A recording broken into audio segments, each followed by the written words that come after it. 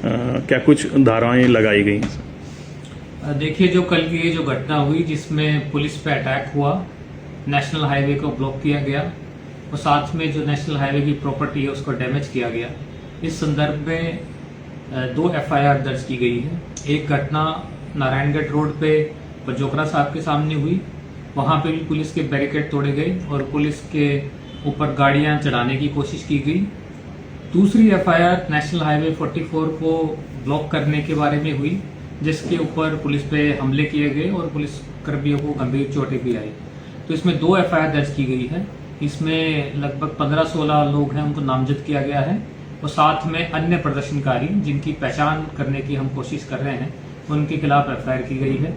NH 44 पे जो घटना हुई उसमें attempt to murder, national highway act और causing damage to public property, इन धाराओं में मुकदमा दर्ज किया गया। सर बाई नेम दोनों एफआईआर में जो कुछ एग्रेसिव लोग थे जो समझौता नहीं होने दे रहे थे, साथ में कुछ ऐसे प्रदर्शनकारी थे जिन्होंने पुलिस पे हमला किया, उनकी जिनकी पहचान हुई है उनका नामजद किया गया है। उसके अलावा अन्य लोगों की पहचान सीसीटीवी के माध्यम से और जो फुटेज हमारे पास अवेलेबल है उसके द्वारा की जाएगी। की मांग जो है सर उन्होंने पहले भी की थी, लेकिन एफआईआर में पुलिस ने देरी की है या क्या कुछ कारण रहा कि एफआईआर बाद में की गई, उनकी डिमांड पर की गई? देखिए, हमारी उनसे शुरुआत से ही बातचीत चल रही थी। मंड पे हमला हुआ, वहां पे सुरक्षा के लिए हमारे पंजोखरा थाने के पुलिसकर्मी भी मौजूद थे, उसमें सीआईडी के कर्मी भी मौजूद थे, उन पे भी हमला हुआ। इसलिए हमने उस मामले में मंड की शिकायत पे और हमारे कर्मचारियों की शिकायत पे एक मुकदमा दर्ज किया। इन लोगों की मांग थी कि जो मंड ने गाड़ी किसी एक मोटरसाइकिल वाले पे चढ़ाई, उस पर एक एफआईआर दर्ज की जाए। हमारी शुरू से इनसे बातचीत थी और हमने कहा था कि क्योंकि उसने गलत फहमी में गाड़ी चला के उस पर चढ़ाने की कोशिश की है, हम इसमें एक्सीडेंट का मुकदमा कर सकते हैं।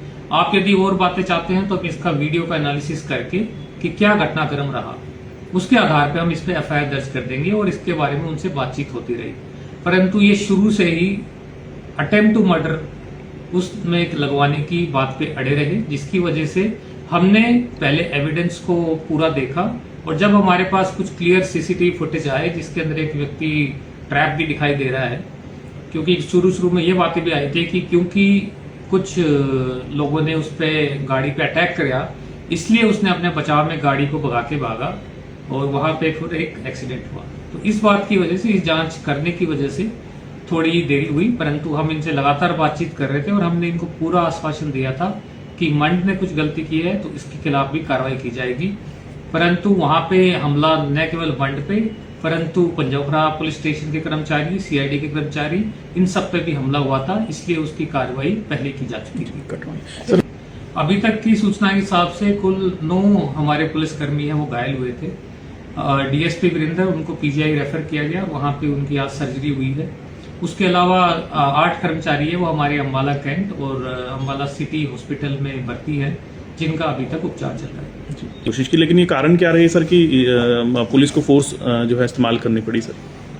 देखिए, इनसे मल्टीपल राउंड्स की बातचीत चल रही थी और इनमें से कुछ ऐसे पदाधिकारी थे जिनके साथ बड़ी सकारात्मक बातें हो रही थी, हम उनकी बातें मान भी रहे थे और उनका भी एक रिस्पॉन्स पॉजिटिव था और बार बार बात समाधान की तरफ बढ़ रही थी। परंतु ऐसा प्रतीत हो रहा था कि कुछ शरारती तत्व थे, वो चाहते ही नहीं थे कि इसका समाधान हो। जैसे ही कोई डिमांड मांगने की तरफ कमेटी आगे बढ़ती थी कि उस मांग को ठुकरा कर और एक ऐसी मांगे रख देते जिनको तुरंत संभव नहीं था उनका फुलफिल करना। तो ऐसा लग रहा था कि बार बार कुछ ऐसे व्यक्ति थे जो इन कमेटी के कंट्रोल से बाहर जा चुके थे और उन्हीं लोगों ने जब देखा कि लास्ट में भी यदि समझौते की बातें आगे बढ़ रही है तो उन्होंने जानबूझ के उकसाने के लिए पुलिस के ऊपर अटैक करना स्टार्ट किया। और देखिए, अंधेरा हो रहा था, कैंटर जो गैस के टैंकर जो कि फुल थे वो बिल्कुल धरनास्थल के पास थे। हमने बार बार आग्रह किया कि इस टैंकर को यहाँ से हटा दिया जाए और उसमें ऐसी कोई नाजायज मांग नहीं थी। हमने एक बार पहले इनको आग्रह किया कि आप दूसरी जो लेन चल रही है उसको आप खोल दो, एक लेन पे आप बैठे रहो, लेकिन उन्होंने उस बात को नहीं माना। हमने इनको कहा कि सर्विस लेन पे चले जाइए, वो बात नहीं मानी। हर बात को उन्होंने, एक छोटी सी बात भी पुलिस को सहयोग करने के लिए बिल्कुल तैयार नहीं थे।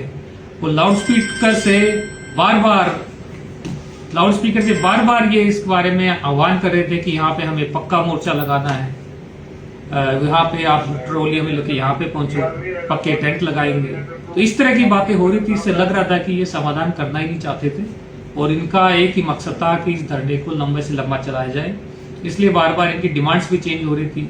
कभी कह रहे हैं कि मंड को गिरफ्तार करके लाओ, कभी कह रहे हैं कि इनको रिहा करो, जो कि ऑलरेडी जुडिशियल कस्टडी में है। इनको पता था कि कोर्ट की प्रक्रिया के बाद ही छोड़ा जा सकता है। तो इस तरह से इनकी मांगे भी लगातार चेंज होती रही और ऐसा लग रहा था कि कुछ लोग थे वो समझौता होना देना नहीं चाहते थे। सर आगे ऐसा कुछ ना हो उसके लिए भी पुलिस प्रिपेयर है, नजर बनाए हुए हैं सर?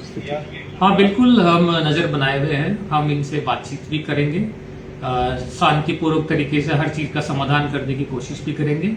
अभी भी अम्बाला पुलिस और हमारे अधिकारी हम इनसे बातचीत करने को तैयार हैं ताकि किसी भी तरह का जो भी स्थिति बनती है उसको शांतिपूर्वक तरीके से निपटा जा सके। परंतु कुछ शरारती तत्व इस बीच ना आए, न हथियार लेके आए, न भाले फरसे लेके आए, कुछ हथियार भी लेके आए हुए थे। तो इस तरह की घटनाएं होने से माहौल खराब होता है। सर चिन्हित किए गए हैं ऐसे लोग?